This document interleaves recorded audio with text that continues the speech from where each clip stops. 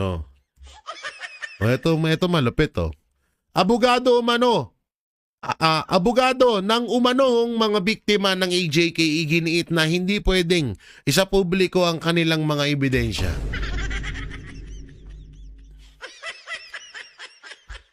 Kagago no? Yan ang mahirap pa dyan.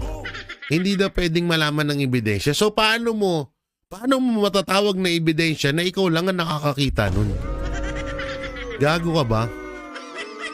Sira ulo no? Gago ang puta. Ebidensya tas ikaw lang makakakita. Ulol! Dang inang yan, buhay nga naman talaga. Pag may witness sila, bawal ipakita kung sino yung mukha ng witness kasi delikado daw. Tapos pag may ebidensya, bawal din ipakita kasi labag, may mga ganyan pa labag daw sa konstitusyon. Iyan daw ay isang ano man lang para maproteksyonan daw yung ebidensya. Mga nangyayari ngayon na nakakabaliw. Oo, hindi nyo na, oy, ano na, ganito na lang tayo. Hayaan natin yung ganitong sistema. Hayaan na natin to, okay lang yan, okay lang.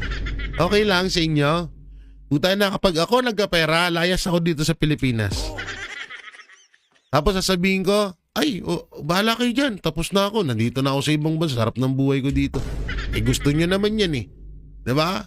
Gusto nyo naman yung ganyang buhay na niloloko kayo ng gobyerno, hindi go lang. Panginang to. Si Pinky.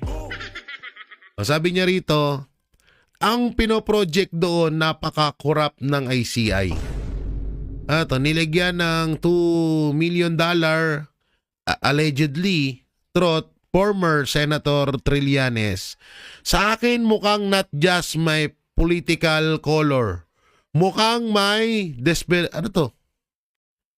destabilizations aspect, sabi ni Pinky Lacson.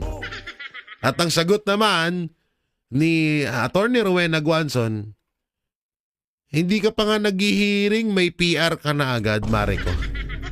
Mareko? Attorney, kailan kayo naging magkurami? Kailan kayo naging magkumari ni Ping Lacson? Aba, kumari na tawag mo kay Pinky, ha? Hindi ba dapat iniwasan mo magbigay ng ganitong pahayag? Lalo't na't ikaw ang chairman ng Blue Ribbon na nag-iimbestiga ng korupsyon sa gobyerno, tama?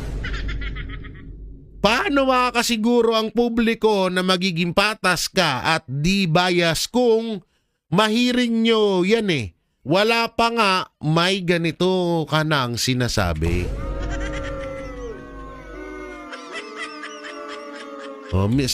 Meron pa pala sa dulo. Mima ko. Mima? Tangina kanina Mare, tapos mima ka pa. Iba din ang aura mo, Pinky, ha? Hoy, Senator Pinky. Putang ina, mukhang nilalahad na talaga ang kababaihitan mo, ha?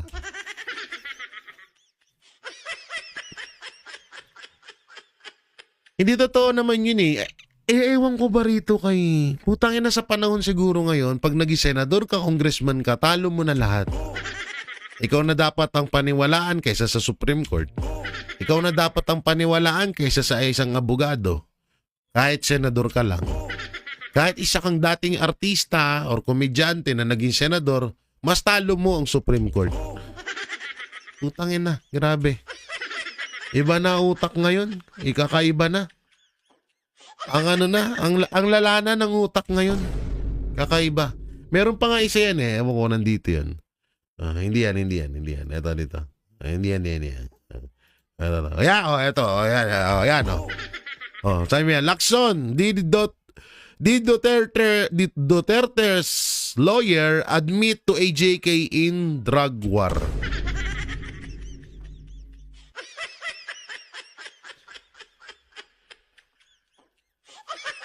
Pala no?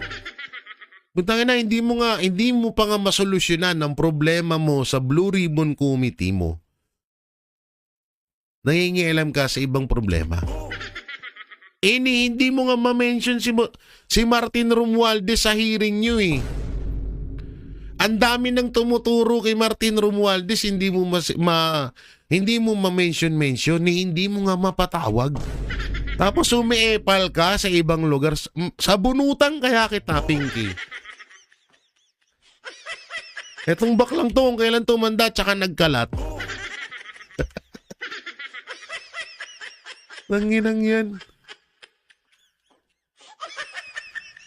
Tama yung sinabi na Atty. Rowena Guanzon dito sa pahayag mo. Ito.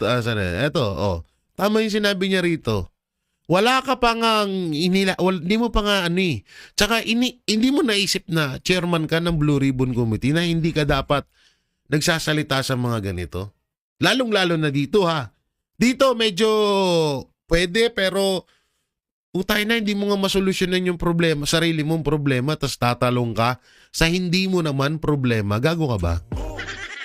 Diba? Isang malaking katarantaduhan. Tigil-tigilan mo yung Ping Lacson. Alam mo, nung una, deny ka ng deny na tuta ni Marcos Jr. Ngayon, parang inaamin mo na talaga. Hayop na to. Dito tayo. Eto pa, isa. COMELEC Chairman George Garcia tumanggap din umano ng mali-maletang pera.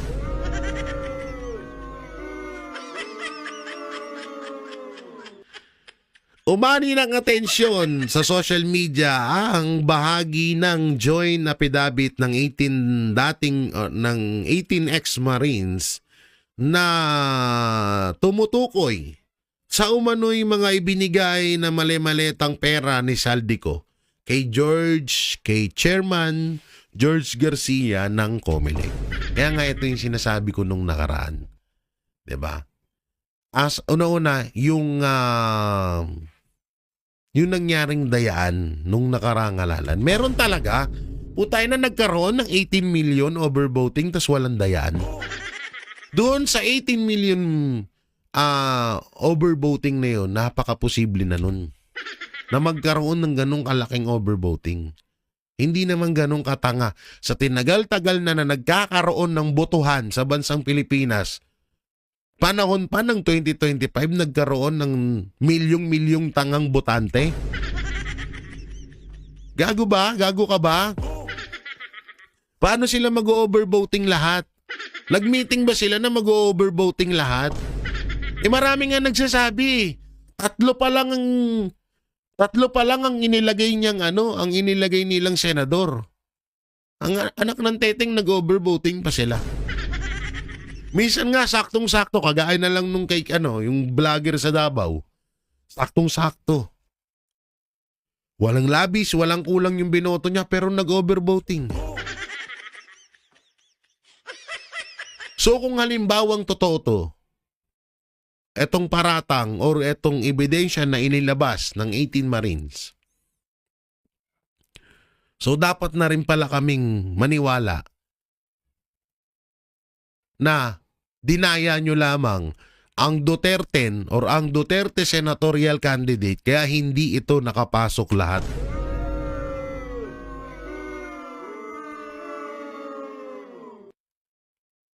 Utang ina, no? Kaya nga sabi ko sa inyo, kahit anong gawin, palitan man si Chairman George Garcia, tapos ang ihahalal sa COMELEC is galing sa administrasyon. DPWH. Kahit sino pa dyan. Kahit sino. General, DOJ, Ombudsman, sa BIR, lahat yan. Lahat yan. Hanggat si Marcos Jr. ang presidente ng Pilipinas, walang maayos sa mga yan. Itaga nyo yan sa bato. Itaga nyo yan sa bato. Sino man magalit sa akin, ipapatay man ako, pero yan ang totoo. Yan ang totoo na nangyayari. Kahit si Ombudsman Remulla, palitan ng 3 beses yan. Hanggat si Marcos ang nakaupo sa Pilipinas sa pagiging presidente, walang ayos yan. Si Chairman George Garcia, palitan ng chairman dyan sa COMELEC. wala pa rin sa ayos yan kasi si Marcos Jr. ang nagkokontrol sa Pilipinas.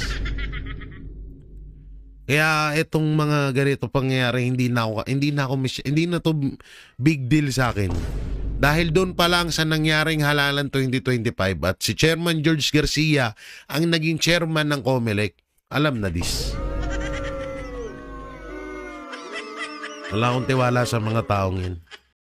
Kami ang boses ng masa, hindi natatakot. Katotohanan lang, di kami nalulunod. Walang bahid ng sismis, lahat ay totoo. Kahit sino ka pa, pag mali ka babanatan ka. Walang pinipili kulay, wala kaming kinikilingan. Basta para sa bayan, kami lalaban. Pag tama palakpakan, pag mali banatan. Di matitinag, di matatakot, para sa bayan tuloy ang sigaw. Sa harap ng kamera, walang halong takot. Mga baluktot, lahat kayo'y tutumba. Ang hustisya at totoo, yun lang ang mahalaga. Kahit sinong harang, di kami matitinag. Walang pinipiling kulay, wala kaming kinikilingan. Basta para sa bayan, kami lalaban. Pag tama palakpakan, pag mali banatan. Di matitinag, di matatakot, para sa bayan tuloy ang sigaw. Kung nasa tama ka, ikaw ay aming kasama. Pero pag mali ka, handa ka na bang mabasag? Banateros kami, walang inuunan. Dahil bayan muna, bago ang sarili.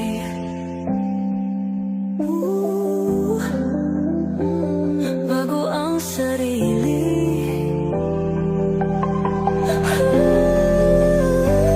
Pag tama palakpakan, pag mali banatan.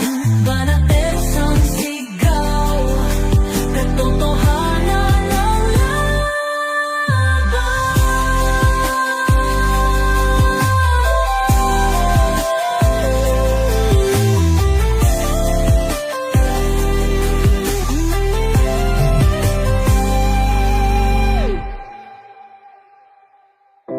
sa harap ng kamera, walang